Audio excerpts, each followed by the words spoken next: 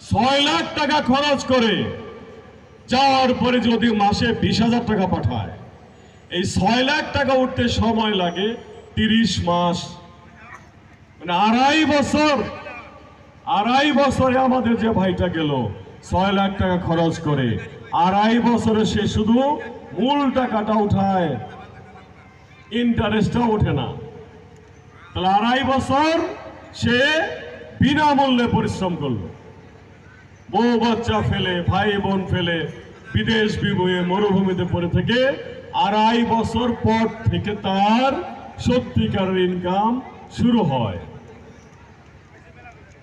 অথচ যদি আমরা এই ছেলেটাকে শুধুমাত্র একটা বাবুর্চির প্রশিক্ষণ দিতাম 1 থেকে 1.5 বছর, সাথে হালকা হালকা আরবি ভাষাটা শিখাই দিতাম,